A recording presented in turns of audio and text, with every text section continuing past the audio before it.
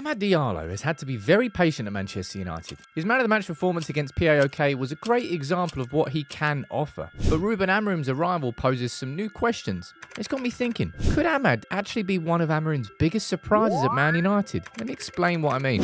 I think it's fair to say that we're all expecting change under Ruben Amorim.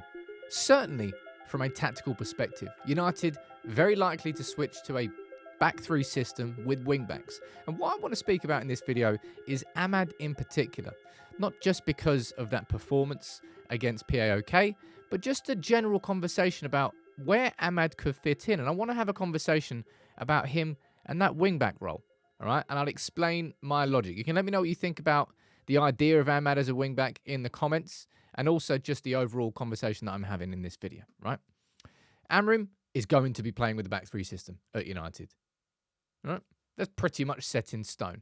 Who he plays there, that's the big question. And my personal prediction is, if there are going to be any surprises when it comes to the starting 11s under Ruben Amorim, I think they're going to come at wing-back more than any position.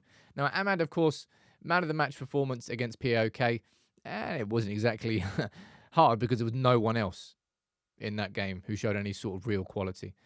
There have been question marks about whether Amad hadn't been training properly under Erik ten Hag. Ruud after the game said no, he's actually been incredible in training. And he deserved the plaudits that he got. And with Ruben watching on, no doubt, he watched the highlights and watched the game itself, I want to speak about this idea of Amad as a potential right wing-back. Because, this is why I'm doing it. There's two players who this season who have been sort of taken the spotlight for Sporting. One, of course, is Victor Gyökeres. Okay, prolific, probably the most informed number 9. But also coming through is right wing-back Giovanni Quenda. Now, he's 17. He's just come from the academy. You can see his positioning down there. He is hugging that touchline. He is going aggressive. He is touching the ball more in the opposition's half than he is his own half.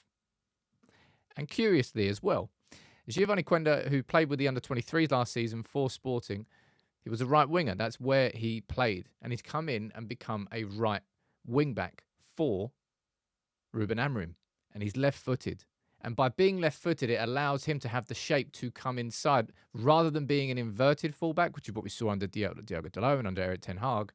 It's a left-footed right wing-back, allowing him the passing angles and the movement angles are slightly different. So prior to Giovanni Quenda, it was Jenny Katomo, who was playing as right wing-back last season, largely.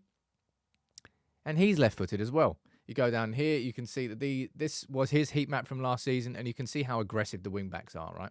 We take a quick look at where he's played in his career, and the majority of his career. Right mid and right winger. Also plays out on the left, and he's played out on the left a few times this season with Giovanni Quenda coming through. So my question to you is, do you think there's any possibility that we could see Amad be used in a similar sort of role?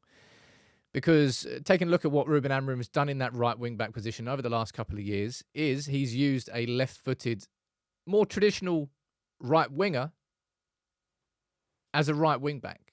And then actually using that, he's got Nuno Santos? Santos, the left winger, who'd be playing at left wing-back.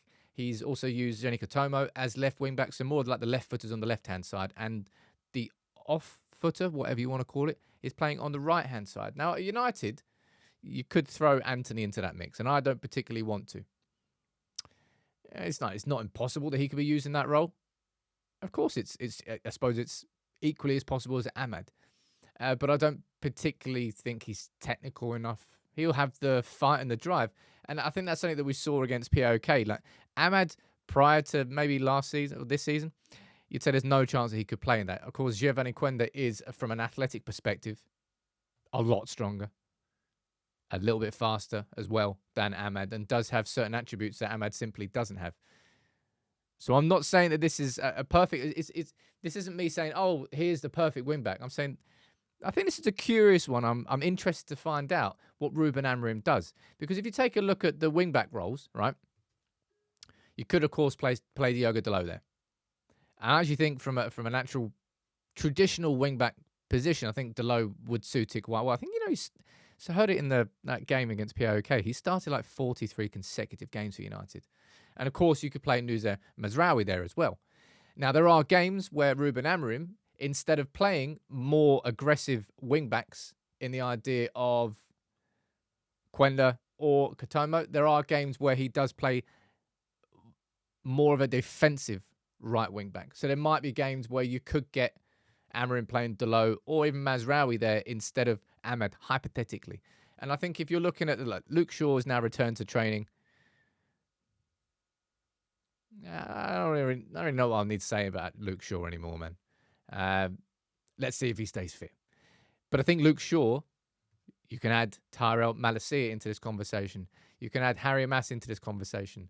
I think they're all going to be vying for that left wing-back slot.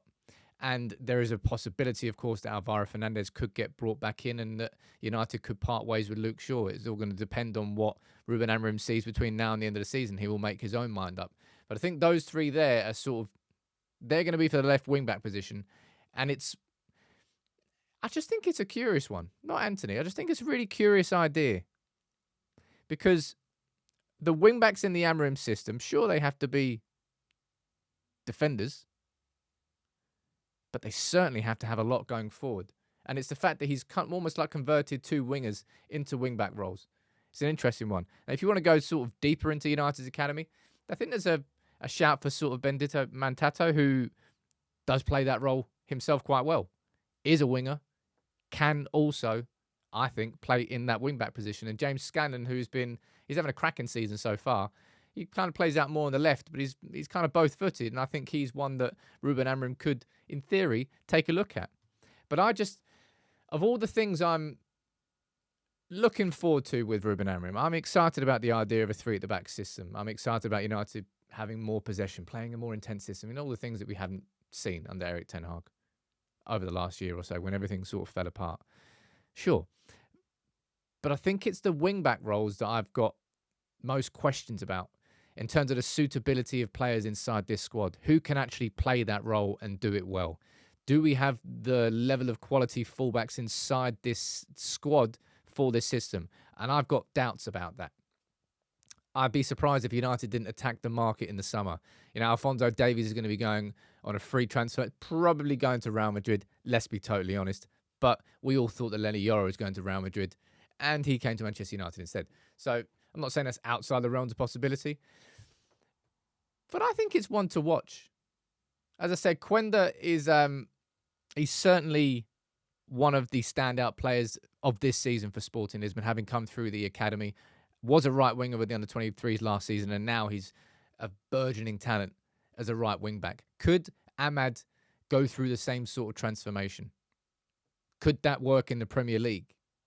There's lots of ifs and buts. But maybe this could be one of the surprises that happens under Ruben Amorim. And there's going to be lots more. Now, you can let me know in the comments. Do you think there's any chance that Ahmad could play as a right wing-back, or am I just chatting out of my arse? Which, occasionally, quite a lot of time, I actually do. But let me know what you think in the comments below. Make sure you drop a like on the video. And yeah, come Monday, Ruben Amorim's going to be Manchester United manager. And the work starts.